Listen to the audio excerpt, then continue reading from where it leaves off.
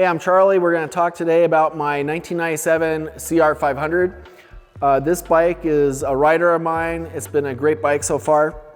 We had gone through this complete bike, and we'll go through all the details of what we did to it to make it worthy of riding again.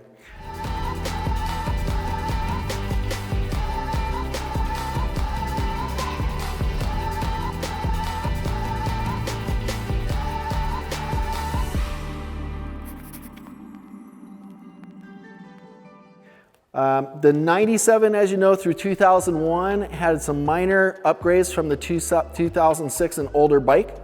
Primarily larger front forks was the biggest change. So really, in essence, the 97 through 2001 are the exact same bike except for graphic changes.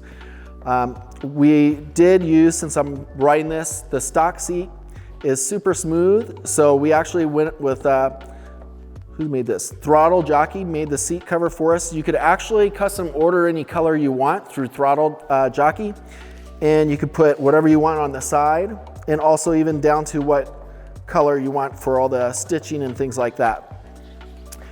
So this definitely makes a big difference with riding the bike because you're squeezing so much with your knees, and it just helps you with grip right around here.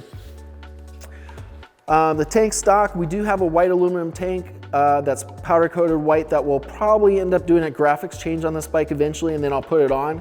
I try to preserve the tanks as much as possible.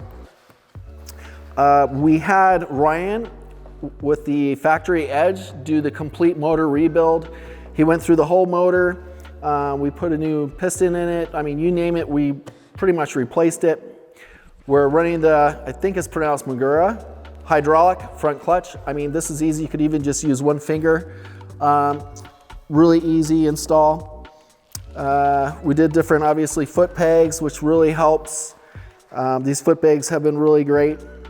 Larry Weichman did the compression release valve, so it's just a lot easier kicks, and that helps a lot. You just push it in and super easy. It pops out once it starts. Put the larger radiators on it. Stillwell suspension, did all the suspension internals. They've done a lot of bikes of mine, so if you guys live in the Scottsdale area, they're located in the Scottsdale Air Park. They do great work. I probably have at least 7 bikes that they've done for the older bikes. Even on like the 86 CR500 that I race, done Race Tech gold valves in it. Makes a world of a difference, so highly recommend those guys. We did replace the front rotor. It's an EBC front rotor that you could order online, and they do have good aggressive pads, so that's what I'm running. I've had great success with the rotors and pads. I even have them on my 86 CR500 and CR250 that I run in race. This has the FMF pipe and silencer on it. I do have the Works Edition pipe from Pro Circuit, and I might run that eventually, but this bike, how it runs right now, is perfect.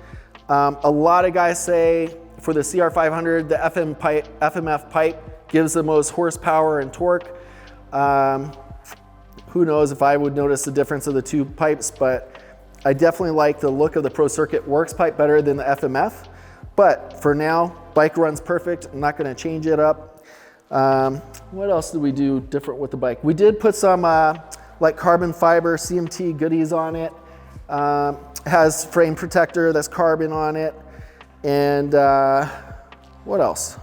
That's really it. I'm running VP race fuel. You could buy it, it's called T2. And it's 100 octane with a 40-to-1 mix. And I run that in all the older bikes. So my 83 480 and 250, 86 250, 500, this 97, and they all run amazing on that race fuel. So good race fuel mix to use. What else? What do you think, Massimo? What's your favorite part about this bike in comparison to the other CR500s? Great question. I think, especially compared to the 86 CR500, the power band and how it hits, this is definitely smoother in how it hits. So it makes it a lot easier bike to ride. You can literally ride this bike on a track and be in 3rd gear the whole time, and it just pulls. So you could be in tight little turns coming through, and going through whatever jumps you want in third gear the whole time, and this thing just is amazing. It just lugs like a 4-stroke coming out of turns, and then when you're on the pipe, it's freaking a rocket. But it is a little bit easier to ride than the CR500, the 86. So that's probably the hardest hitting bike I've had for a CR500. And I definitely think the 97 through 2001 are the best bikes to ride. It seems like a better power plant. The geometry is great. The suspension's great. The hydraulic clutch helps a lot. Like on the 86, you can't put the hydraulic clutch on it. Not like you're clutching a lot, because really when you're riding these bikes on the track, you're only gonna be shifting 1 to 2 gears. And I don't care what track you're on. I mean, you could be hauling ass, and if you're in 4th gear, you're hauling ass on this bike. So, and that's what makes this bike so easy to ride. It's like a KTM 450, and we'll do that pretty soon. We have some bikes that we're gonna do lap time comparisons, same day, same track, and then whoever wins will go into the next comparison. So this bike's definitely gonna be one of those bikes that we'll do that with. I think it'll really surprise you guys compared to a modern 4-stroke. If you ride it right, how easy it is to ride and how good it comes out of turns. This bike's a really easy, low center of gravity corner bike.